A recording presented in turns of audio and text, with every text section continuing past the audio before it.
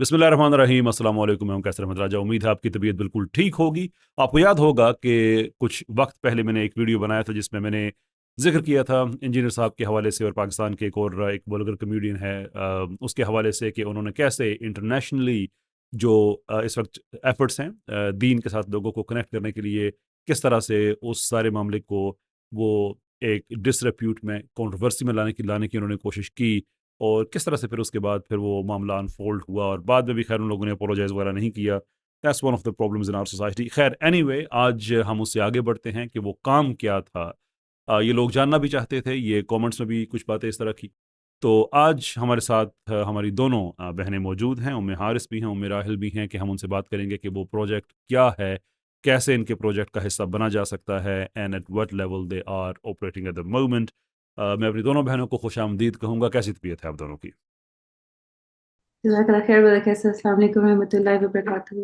वालेकुम अस्सलाम वरहमतुल्लाह। बहुत बहुत Assalamu शुक्रिया। warahmatullahi wabarakatuh. Jazakallah khair, Kaisar bhai, for inviting us. Such an honour. बहुत शुक्रिया आप दोनों ने वक्त दिया।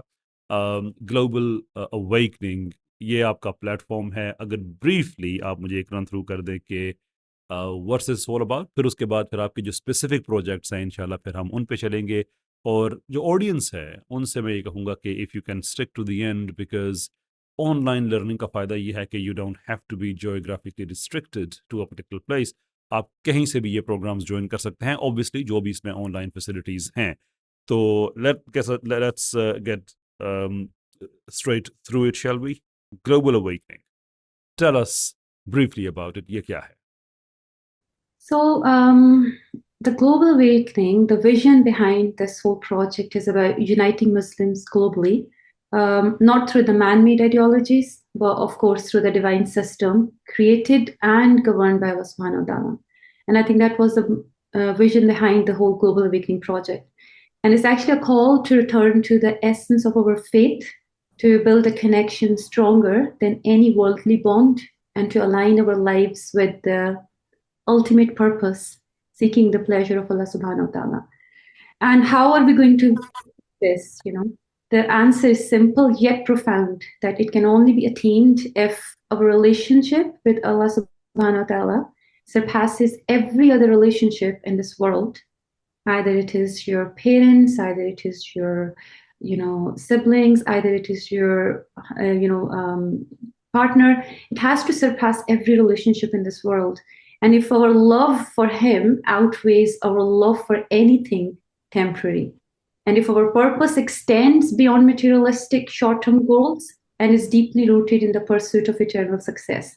And I think that's how we'll be able to achieve this. So now this is not just a straightforward project, because it doesn't come with a clear roadmap. It doesn't come with a structured strategies or any predefined steps. No, it's not, because this is not just a project, it's a journey, and a journey of transformation, self-purification, and unwavering faith.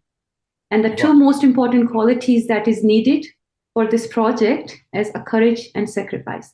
And based on those two qualities, inshallah, we will be able to achieve success in this project. Such a profound thing to say। और मैं audience के लिए बता दूं कि हमारी ज़्यादा बात जो है वो इंग्लिश में होगी। इफ़ देयर इज़ एनीथिंग जहाँ पे आप समझते हैं कि आपको ज़रूरत है कि उसको आपको समझा दिया जाए, if you mention in the comment, I will do my best to get that translated.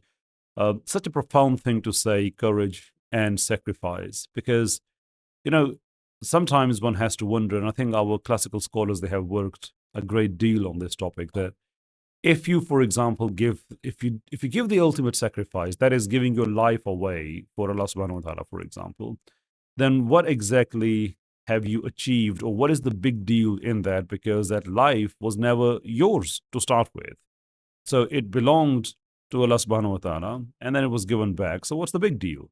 But the answer is that the big deal it's not the fact that it was something that already belonged to Allah subhanahu wa ta'ala and it was taken back, but it was taken back through your conscious decision of giving it back. That is the sacrificial part. And that is the honored, not the actual returning of life. It's that decision that matters. So, mashallah, such a beautiful thing to say.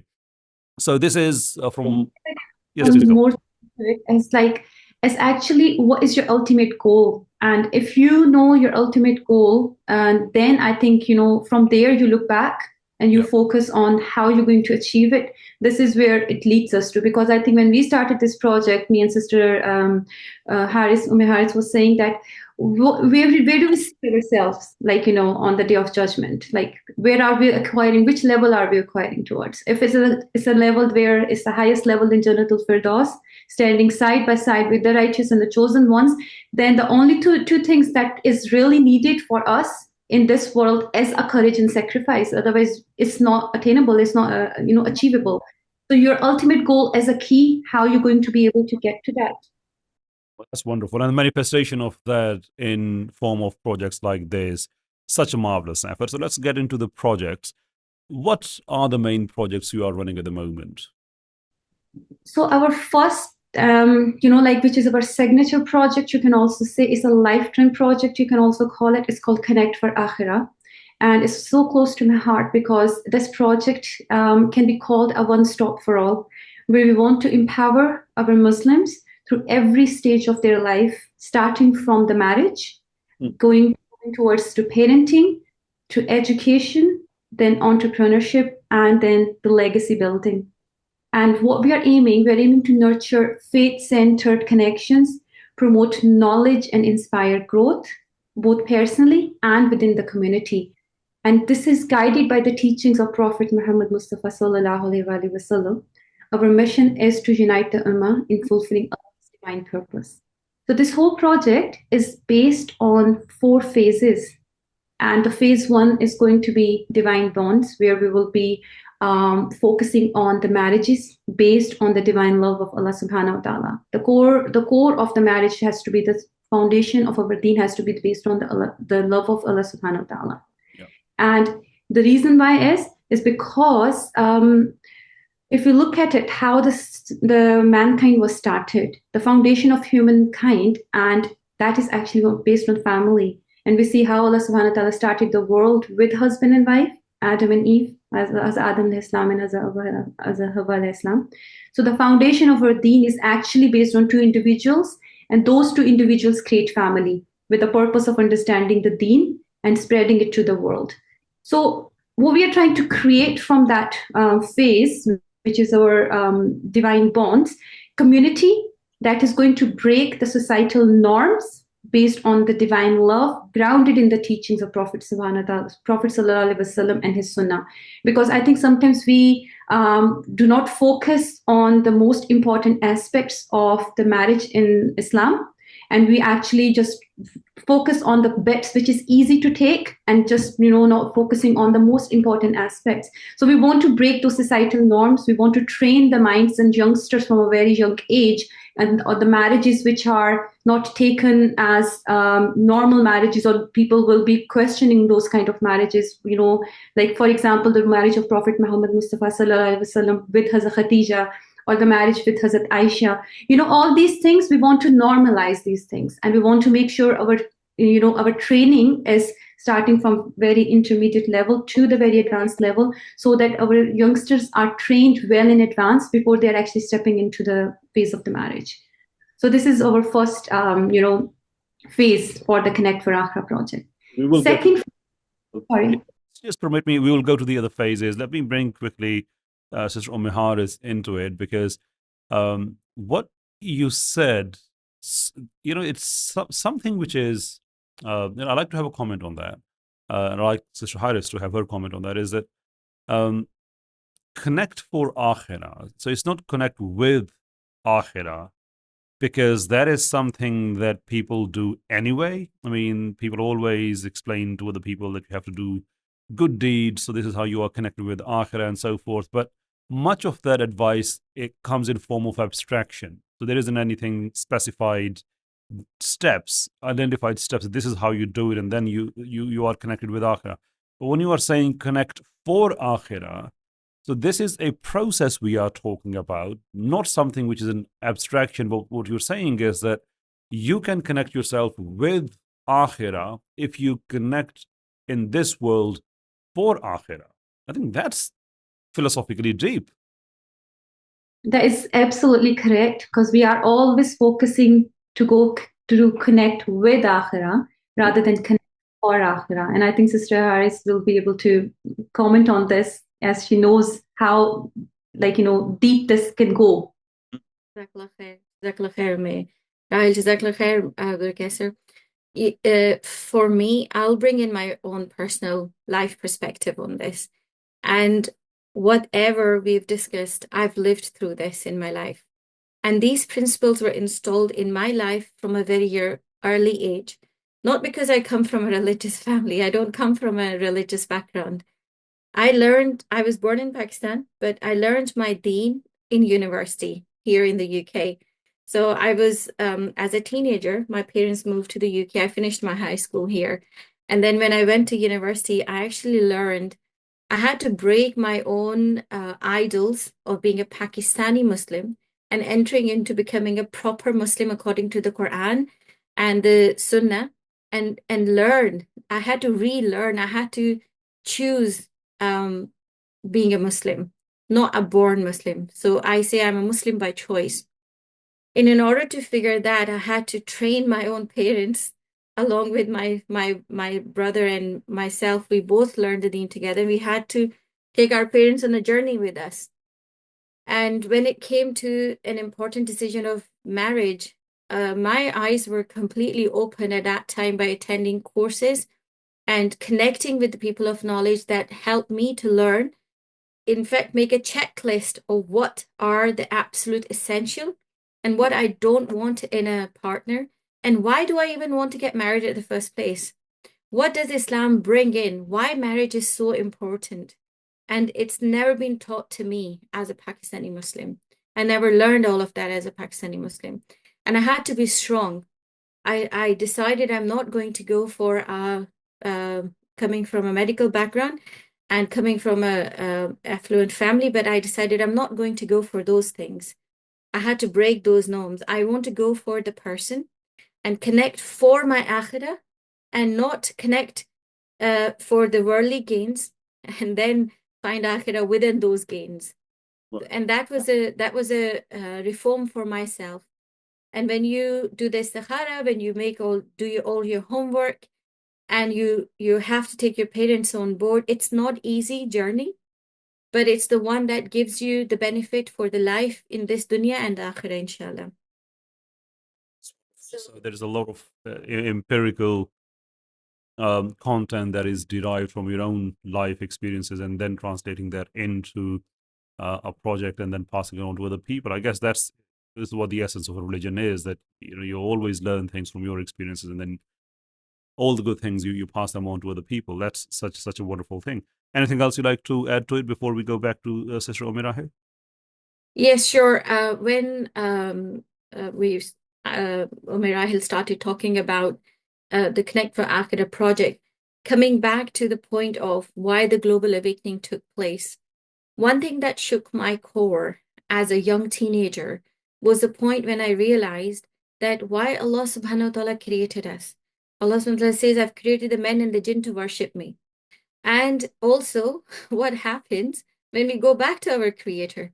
On the day of judgment, when we go back to our creator, Allah subhanahu wa ta'ala is going to ask us, how long did you stay on the earth?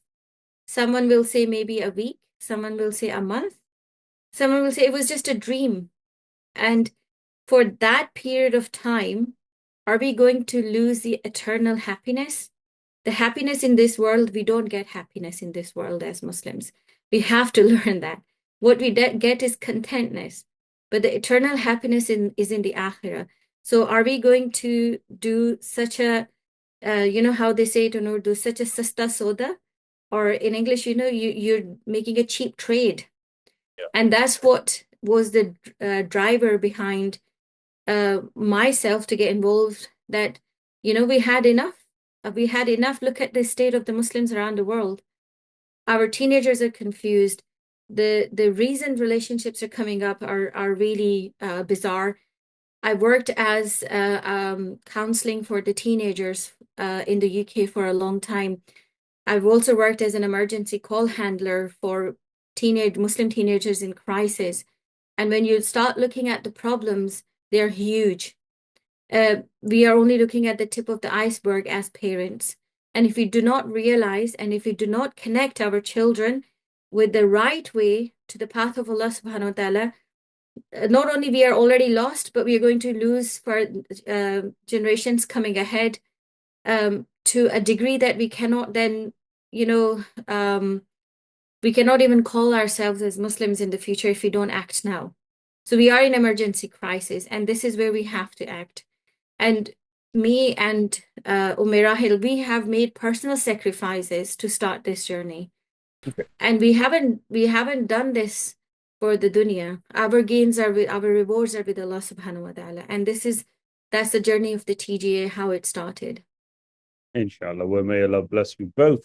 Right, Sister Rahil, the first step you've mentioned, the first the phase of the stage of it, that's about having the divine understanding of the institute of marriage. And well, let's get to the second part of it now, shall we? Yeah, moving on to the second one, I just want to mention a little bit about what kind of training we are focusing on in this first phase, where I think Sister Harith was just mentioning, when she was a call handler and the people are coming to her with the issues like we have to resolve. We don't really train our the couples on domestic abuse and violence. We do not train our couples on infidelity issues. We do not train them on the partners with differing abilities, like the marriages in the, if you have a disabilities, mental or physical disabilities, how we can make it normalized, and we do not just segregate those kind of people, how we want to make sure we are embracing those people before looks, before any other aspects. So these kind of things, we need to focus on polygamy, we need to focus on family law and legal aspects of this. The things that is not being normalized in our Islamic culture or in our Pakistani and Indian culture, we want to make it normalized. Even the cross-cultural marriages, we always think, okay, look around you first. We do not focus on, no, look around the world where you will be able to bring this change, and you will be able to spread the Islam by doing cross-cultural marriages. We do not train on those things. So kids don't even know. They're just following the footsteps of their parents. They don't really know how to bring a bigger change, So that is one aspect I wanted to add into this, that we want to be focusing on while we are training for this phase one. And moving on. And the other thing is, when we are focusing on the marriages, we are not just going to get a couple married and we're just going to let them be. We are going to be there on each and every aspect of their life, starting from starting before the marriages, all the way from their parenting aspect, which is going to be our phase two, which is going to be called Bidayatul Tarbiyah, where we will be beginning the journey of Islamic parenting, which does start from as soon as conceiving, all the way till the children are the age, up to their teenager age, so their whole parenting that is needed for this whole, age. How are we going to be able to do this? So this phase is actually designed for adults, where they will be starting their, journey from, for example, in our Islam, this says when you're 13, you're prepared for marriage, you're ready. But actually, obviously, in our society, you're not really. So I decided to do this from the age of 13. Like, will there be children all around the world who will be following this? At the age of 13, they are physically, mentally, emotionally prepared for the marriage or not. If not, then train them. So as early as possible. Why early marriages are not being normalized anymore? Because our training for the marriages are not there. So we are going to be making sure, like the adults who are aged 18 and above, they will be focusing on the parenting aspect, and they will be preparing themselves how to become a better parent, before the child is coming into the world. So the desired outcomes from this one is, if they can have a strong foundation spiritually, they can build the resiliency and adaptability in their children from a very young age, and they can prepare them and make them very confident Muslim individuals, and prepare them for the world that is going to be in front of them. So you have regard to the differences among what differences in the jurisprudence. So the differences in fiqh, for example. So, for example, when you say 13, well, it doesn't have to be 13 across all the fiqhs. So the people who join the program, you will have regard for this flexibility that it may not be 13 across the board. Some fiqh, or maybe some sub part of it, it may actually go beyond that. Of course, Brother Qaiser, because these days, at the age of 13, a child doesn't even know how to eat a food itself. Think about it. What we are trying to do is we are trying to come and intervene in that process and trying to cut off and trying to say, right, the age of 13 is actually that you should be prepared for being a man rather than you being in the house because you're not ready there. But that doesn't mean you have to get married at the age of 13. But it is not like, obviously how you're saying in the different fiqhs, there's a different school of thoughts. But what we are trying to do is we're trying to prepare our Muslim youngsters as early as they can be, so they can actually represent the world. They can actually be the leaders of the world. Because Right. if I look at me, there's a teenager's age 15, 16, because my son is also a teenager. So when I look around him and I look at the kids, at the age of 14, 15, they're fully ready to leave the house to become a man. And our parents are making sure our children do not leave the house forever because they're not even ready. They don't even have that mindset to be individual and independent, to be in the world. So that's what I was trying to say. We have to train them from a very young age on a very advanced levels so they can be prepared for it. That doesn't necessarily mean they need to get married. But what that means is they should be prepared emotionally, psychologically, because they're physically prepared by Allah subhanahu wa ta'ala. And there is no two ways about it. But are they prepared mentally to take this step? No, not at all. So that was the whole, purpose behind this. Okay, fair enough. And I think you should be ready to have some kind of, not necessarily a backlash, but a sort of a counter opinion on that, on the basis that when it comes to the matters of fiqh, now on individual basis, people are free to choose whatever fiqh they want to choose. But when it gets to the statutory level, the state itself may assume the status of a mujtahid, and it can implement its own fiqh and say, for example, the minimum age to get married is, for example, 18 or 19. That would depend on the circumstances that they have in a particular state. But so on one side, what you're saying is that it's not about getting married at the age of 13, but it's about having that sort of mental capacity and the emotional and physical readiness that this is what we are heading towards, and the age of 13, that training should kick in. But on the other hand, if there is a state, for example, that decides that the minimum age is 16 or 17 or 18, but that is something that you're okay with. It's not the fact that it's not the case that you're saying that, oh no, because we said 13, therefore it has to be 13.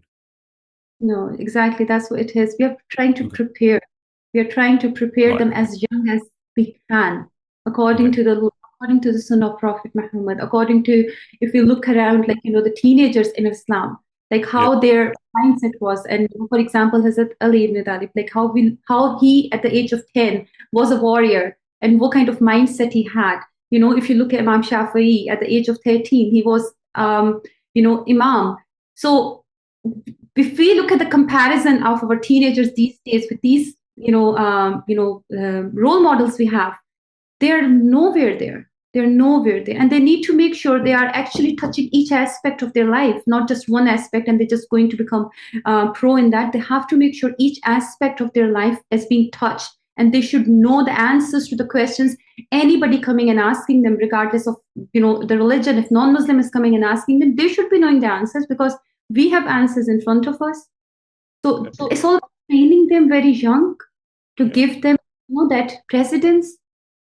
Okay, fair enough. And I think the idea of connecting people individually with Allah subhanahu wa ta'ala so that they all feel the collective connection, particularly within the context of husband and wife, is such an amazing concept. Because from the visualization point of view, if you look at a triangle shape, or if you look at a pyramid, for example, if you look at the top end where they join, and if you are to take one line, that's the husband's line, other line is the wife's line, and then they ask themselves how close they are to Allah subhanahu wa ta'ala.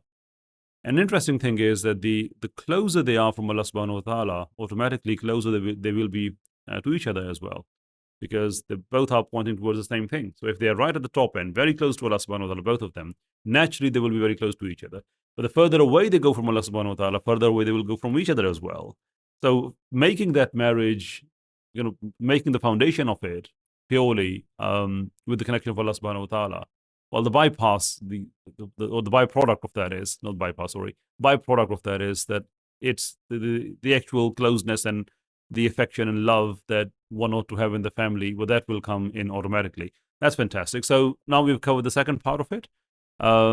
Let's move the third aspect of the project, shall we? So moving on to the phase 3, that is going to be called Ilmul Marifa, which is a deep understanding.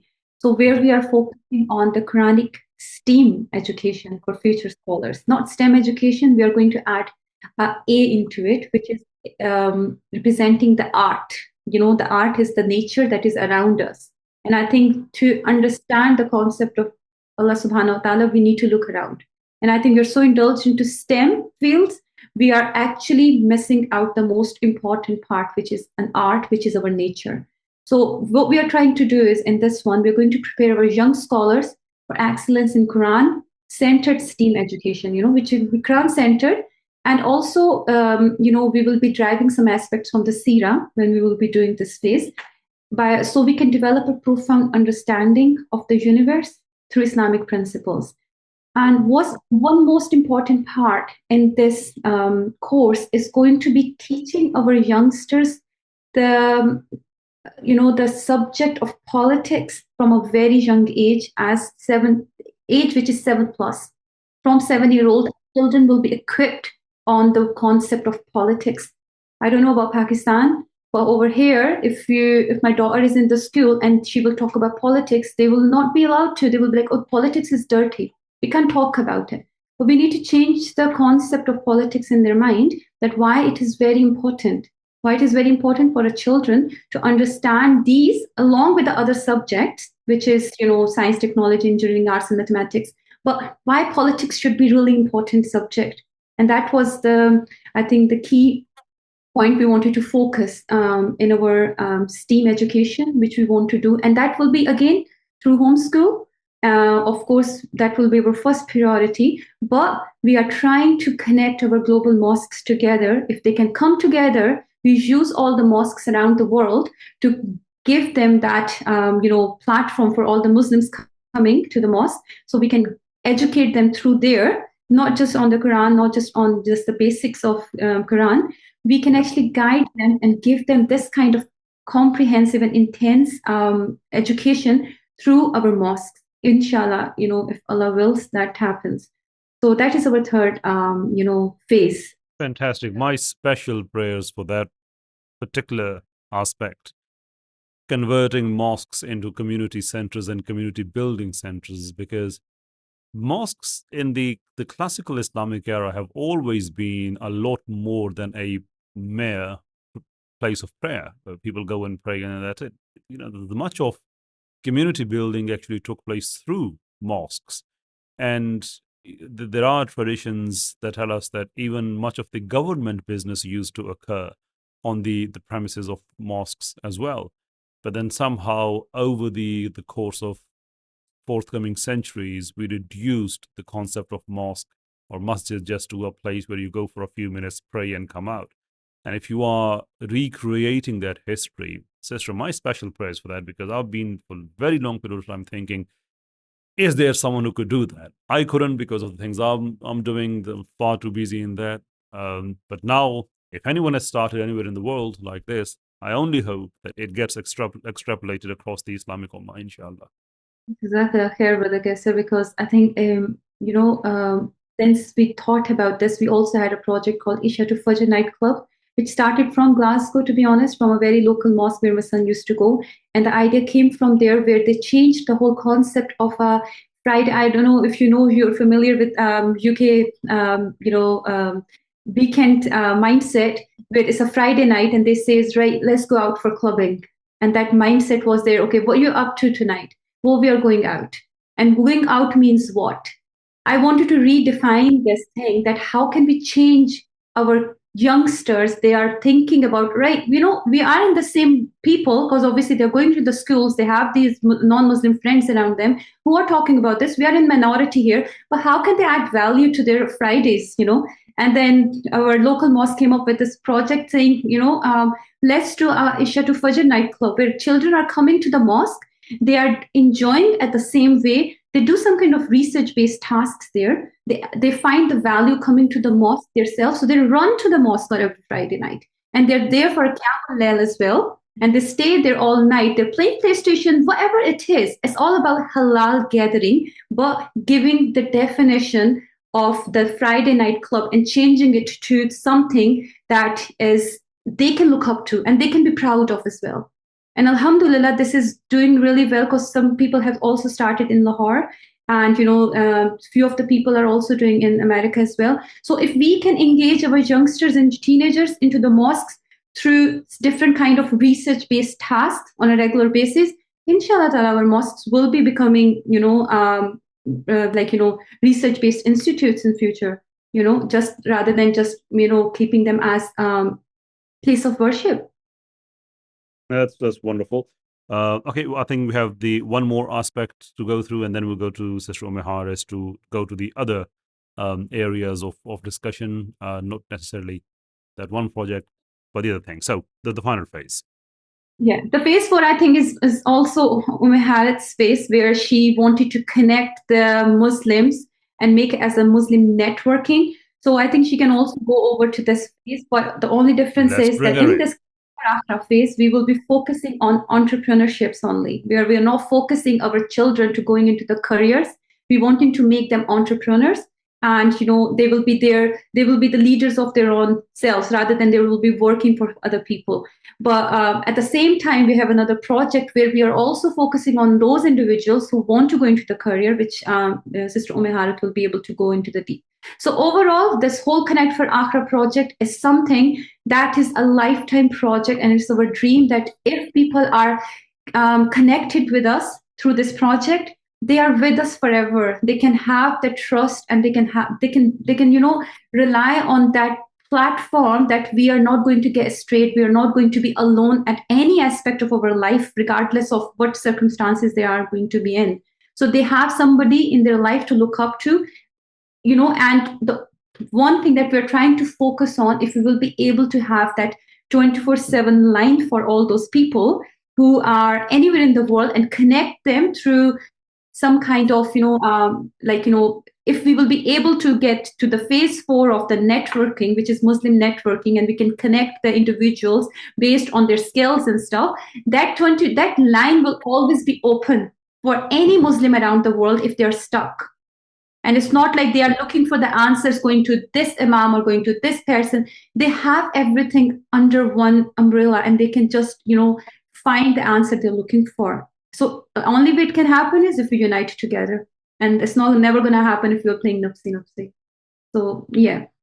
Thank you. I think the moment is right to bring Sister Harris into it. Sister Harris, take us through the fourth phase, please. I think before I go into the details of the fourth phase, just a few comments and add on to the points that Rahila has already mentioned. That one of the things that we've been learning this as children.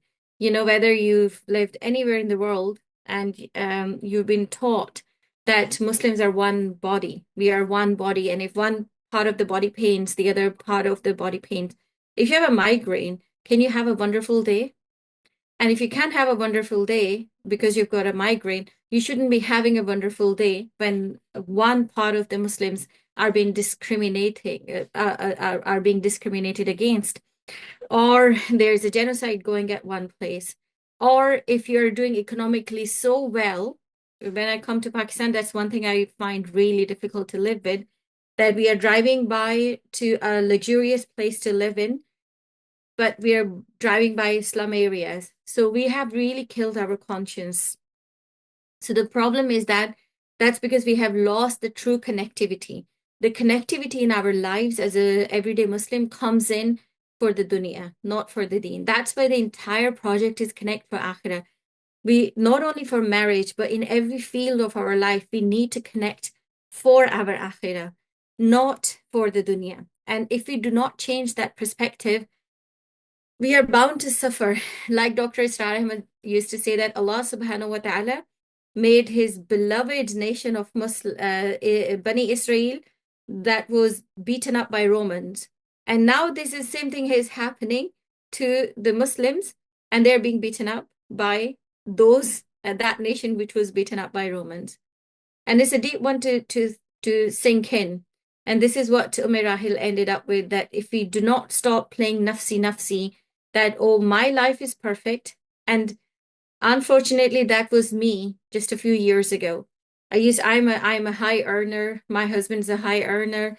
My kids can go to private school. I have a beautiful life. I'm praying 5 times a day. I'm doing my charity and I'm doing some voluntary work, and that's enough. That gives me peace of mind. But when Allah subhanahu wa ta'ala pulls your rope, then you realize we have to hold on to that rope all together, not individually. And that togetherness comes from our phase 4, and that's the reason behind phase 4. And I will just at this point share our website. Please do. To kind of go in a bit more detail, because we've talked enough. So when you go on the website is globalawakening.co.uk. So when you, as you can see, it's globalawakening.co.uk. And you go on the website, you can see all our projects here, Connect for Akhirah, and all the 4 phases, 4 phases that Rahil has spoken about are here. And the 4th phase, like we discussed, it's about bringing entrepreneurship back to the Muslim youth, in the hands of the Muslim youth. And all our objectives are detailed here. And I would really encourage people to come and have a look and be part of it. You can join the platform through our website as well. And one of the things is that, when we look at what happened before Balfour Declaration, what happened with Theodore Herzl, what kind of strategies he brought in. Yes, their mindset would have been different. Our mindset is for Akhirah, and also Allah subhanahu wa ta'ala has created us as a Khalifa on the earth for the entire creation of Allah subhanahu wa ta'ala, not just for the Muslims. So if we have that mindset and we use the strategies and we learn the strategies that we have to do within the ethical mindset, we'll be able to make a much better difference. And that only comes from connectivity. And that's where we go to the Holistic Muslim Networking platform. And this platform will allow not only entrepreneurship, but, for example, if I am working as a doctor in one country, I can connect with all the doctors around the Muslim world, or anywhere in the world with the same specialty. That will help us to create our own systems. And, we can have our own LinkedIn platforms. We can have our own YouTubes. We can have our own Facebook, not with those names, but with the names that we choose, where we can connect and we are not being censored to discuss things morally and ethically as it should be discussed. Who is stopping us to do that? No one except our own selves. And, when we come back to this ayah here, وَاعْتَصِمُوا بِحَبْلِ اللَّهِ جَمِيعًا وَلَا تَفَرَّقُوا. That is only able, unfortunately, now we are divided in so many sects that if you say, oh, let's join all the Sunnis, we will struggle. Let's join all the Shias, we'll struggle.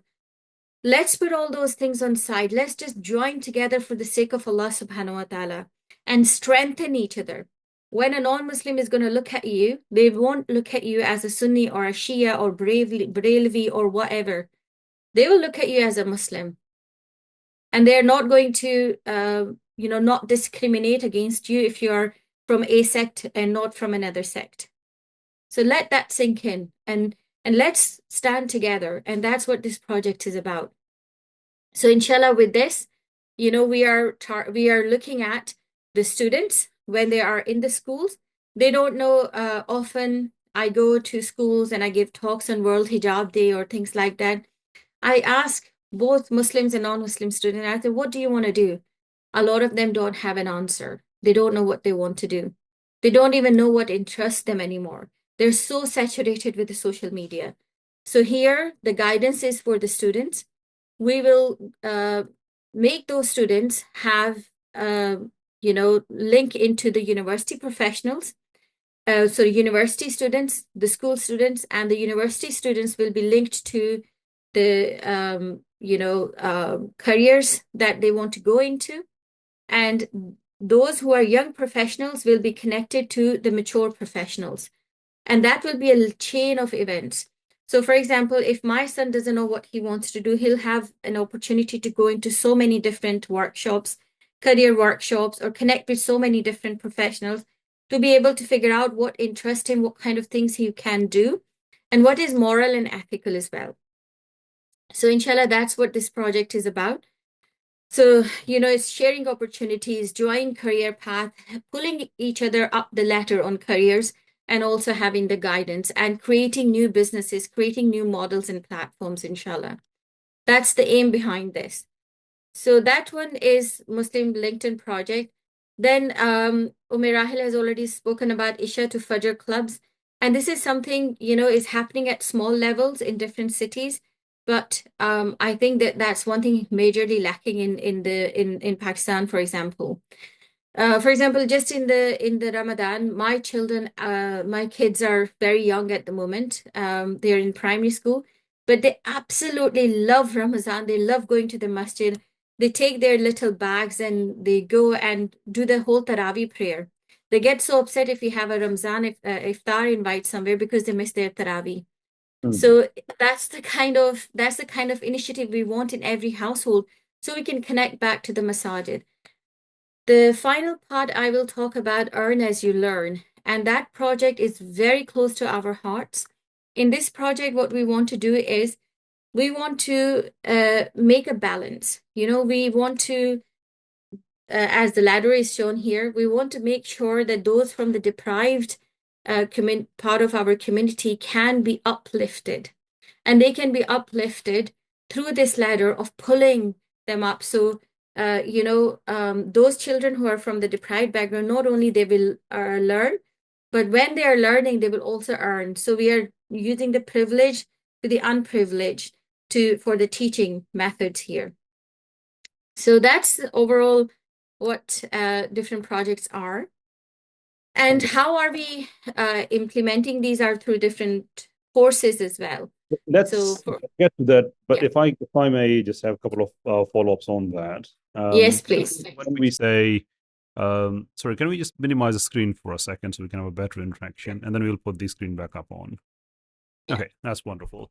So going through the entire project that you mentioned, that it's about linking people together, and then it's about, well, at the initial stage, obviously linking everyone together, and then from within that we have the specialized niches. For example, the people of medical backgrounds, they can have their own sub connectivity, and the people who are, for example, more of researchers, they can have their own, and the students, they can have their own.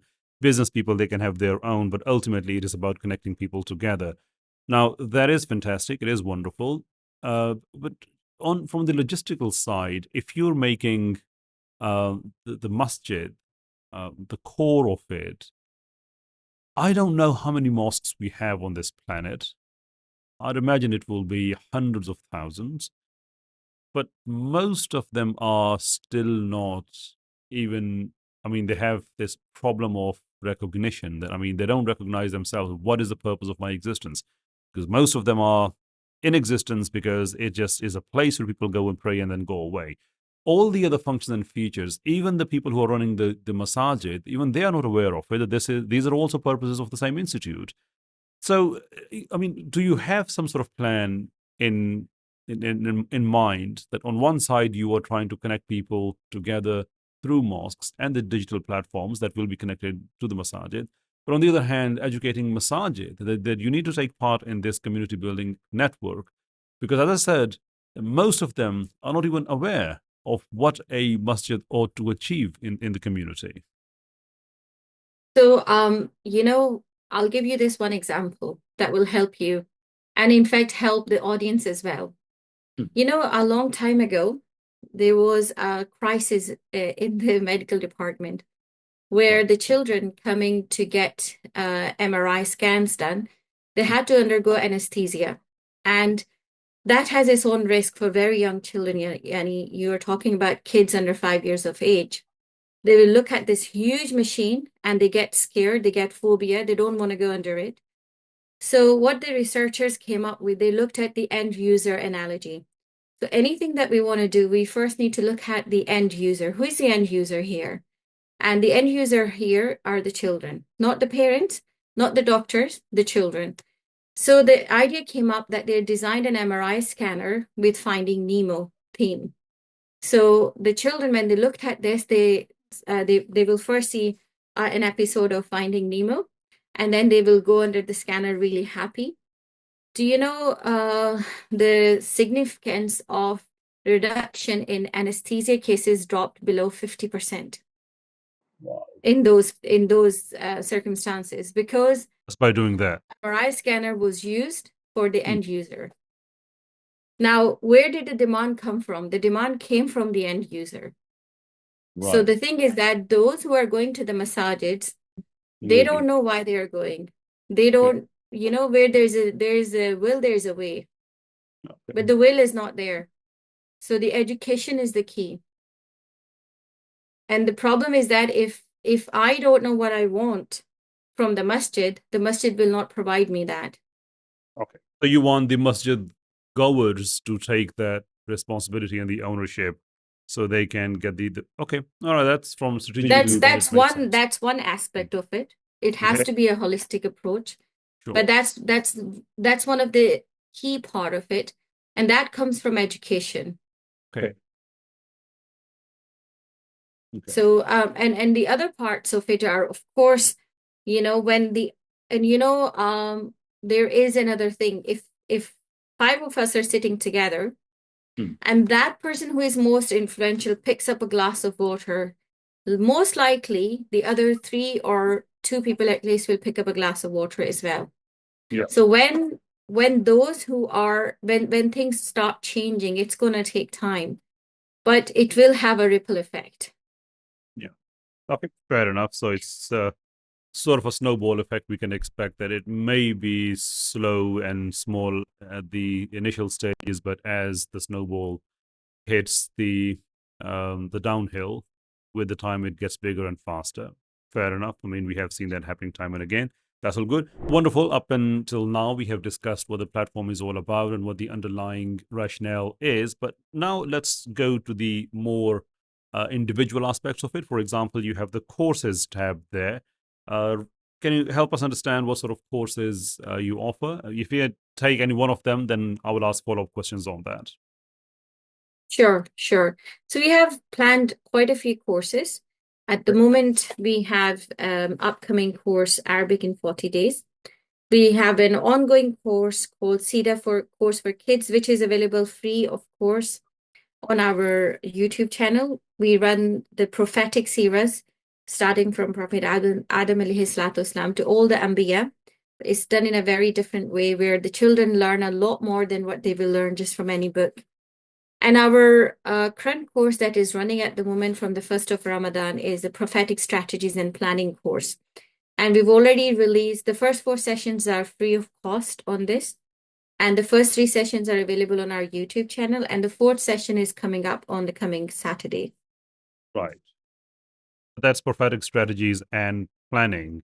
Now, Yes. Sister, one thing when it comes to the Sira-based courses, I have seen, and I'm sure many of us have seen, that there is a pattern that we, in an abstract way, tell people what Holy Prophet ﷺ did. And that's it. So, I mean, I'm not saying that itself has no value, because at the end of the day, it helps you learn the person that we follow as part of our Iman. However, what I feel like is that the contextual aspect is missing, because much of information is given in an abstract way. So there isn't a particular context of, say, for example, politics, or a context of being the husband, or a context of being the diplomat. I mean, all those things have been led by Holy Prophet ﷺ. So how does your course differ than many other training programs and many other books that we find on Sirah? Jazakallah khair, Brother Qaiser, for asking such a interesting question. Very valid question. Um, Indeed, you're right. There are lots of Sira courses. I attended when I was young as well from Sheikh Yasir Qadi and also from many other scholars. However, I haven't come across a Sira course where not only that we are learning the timelines of from the life of Prophet Muhammad sallallahu alaihi wasallam, but also what it took for the early Muslims in terms of strategies and planning for their economical, political, and you know how to what's the phase like in the Meccan period of the early Muslims, and how does that relate to us in the present day, and what kind of strategies were used. And those strategies are so well studied by the non-Muslims compared to the Muslims, including the military strategies. There are books written on our ghazwat, from Ghazwa Badr to all the other ghazwat, by the non-Muslims. And as Muslims, we don't know that about the Seerah. So it's really important that not only we know the timeline, but we also know what kind of strategies were used and how they're related to us in the present day. And how do we need to navigate our lives according to the Seerah as it should be done.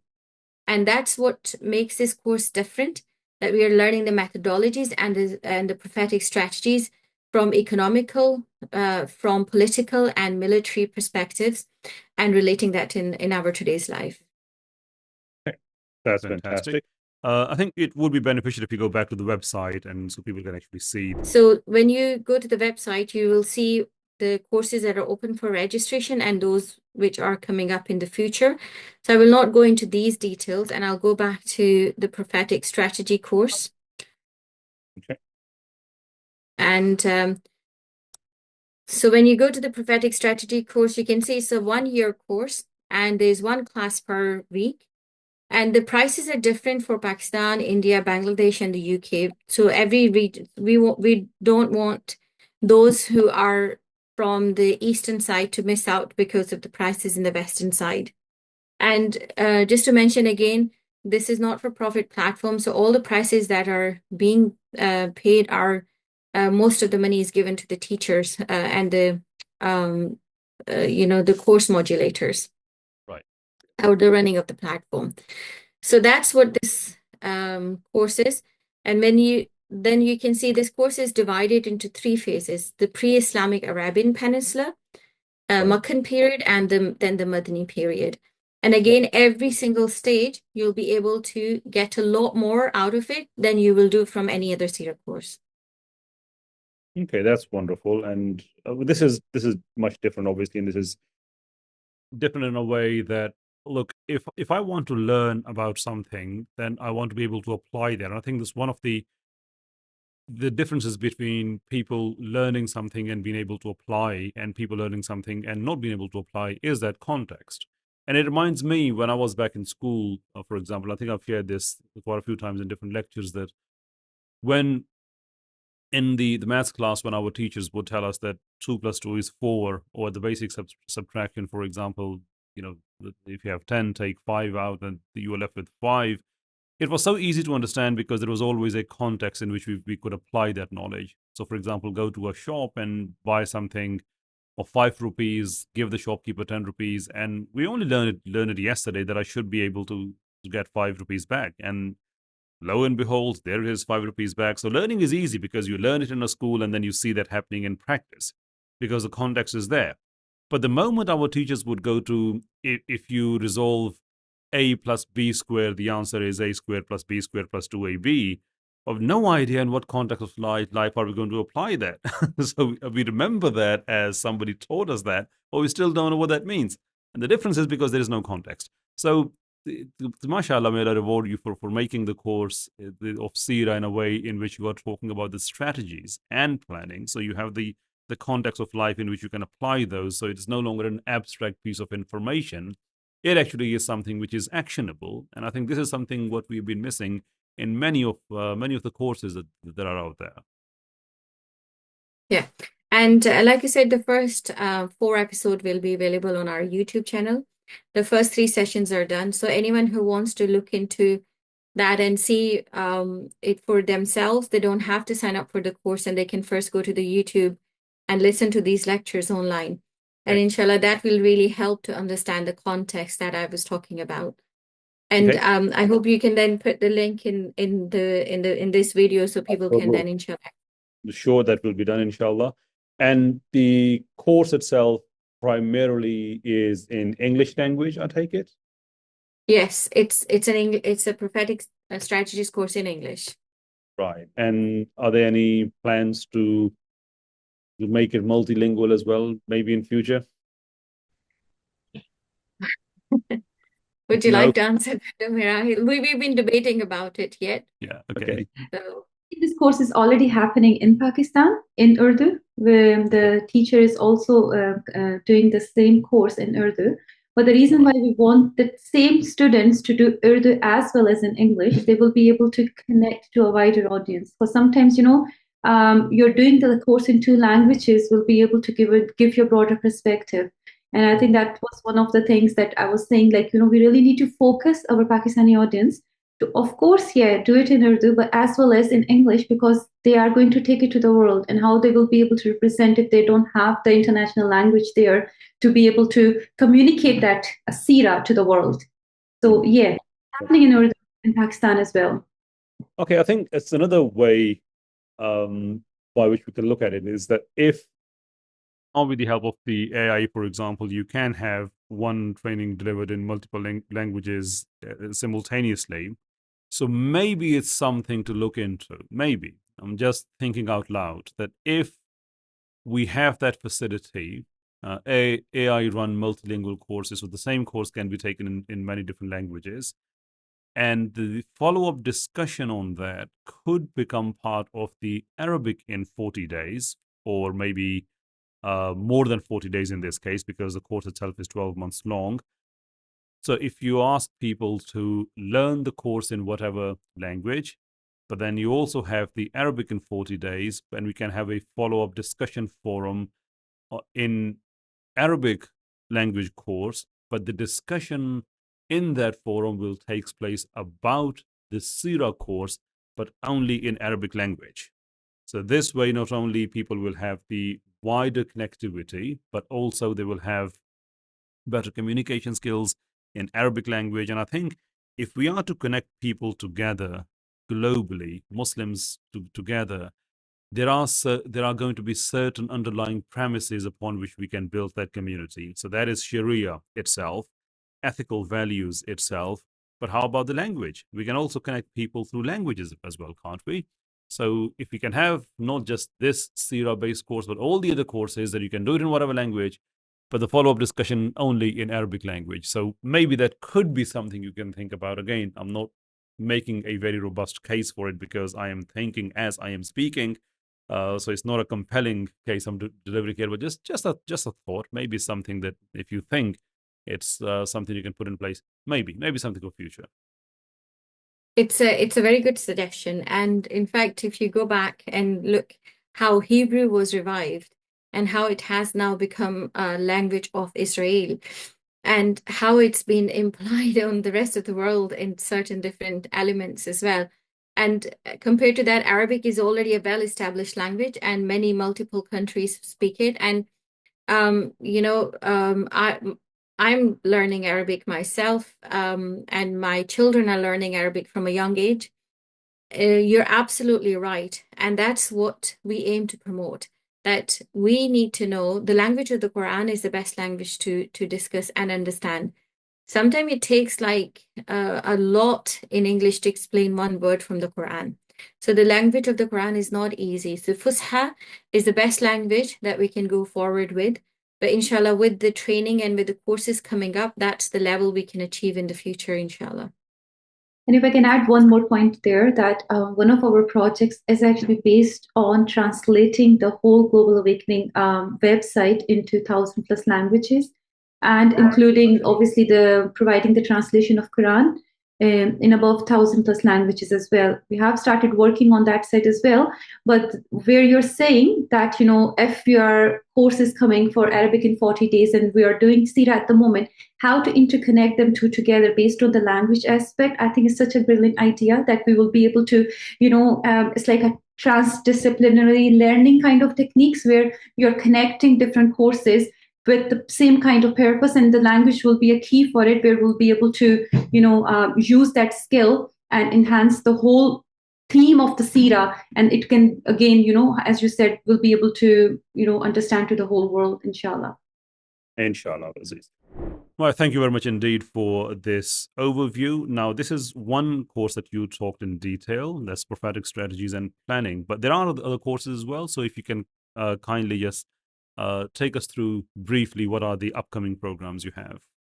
So, like I said, these are the 3 courses which are open at the moment. The kids course is free, but enrolling for that helps you to download the materials in the future for when we're doing the prophetic stories.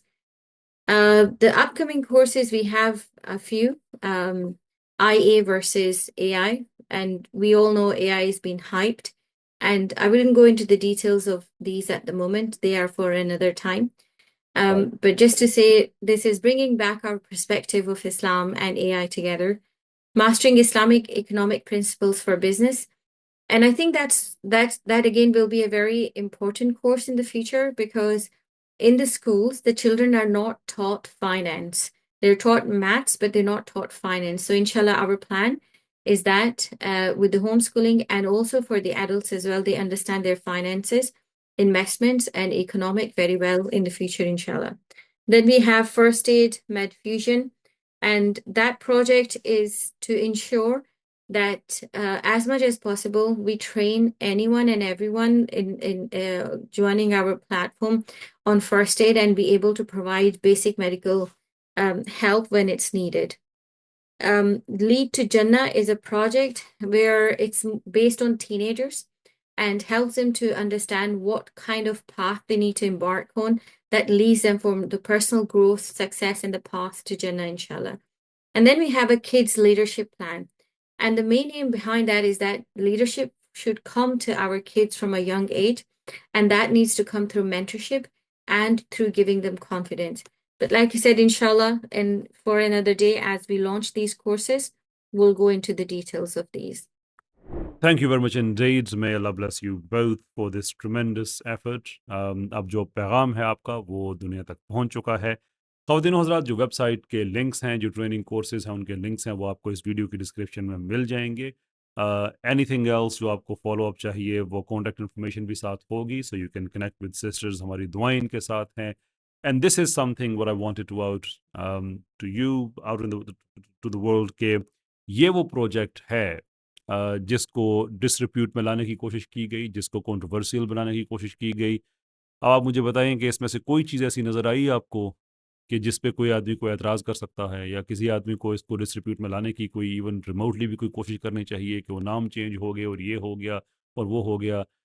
I mean for those इम्बेसिल्स जो ये claim कर रहे थे कि ये लोग वहाँ पे डरते हैं और इस्लाम के नाम लेने से इसलिए इनको अपने नाम भी चेंज करने पड़ते हैं और ये हैं, जबकि यहाँ पे इस लेवल पे भी बातें की गई हैं कि वो बातें जो पाकिस्तान में बात करते हुए लोग शर्माते हैं कि बच्चे बच्चियों की अर्ली एज में शादियाँ, उनको मेंटली प्रिपेयर करना, यहाँ पे वो पूरे एतमाद से कहा, पूरी ऑनरशिप के साथ कहा गया, अनअपोलोजेटिकली कहा गया कि that's part of our tradition and that is what we stand bye.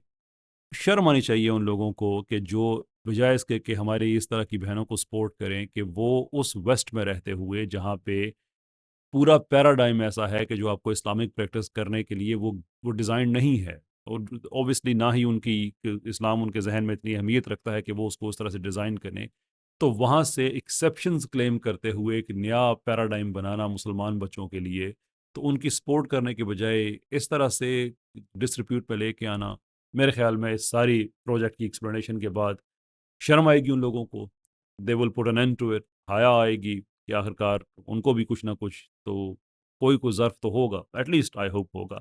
But for now आपसे मैं इजाज़त चाहूँगा। बहुत बहुत शुक्रिया आप सबका। अस्सलाम वालेकुम वरहमतुल्लाहि वबरकातुहू।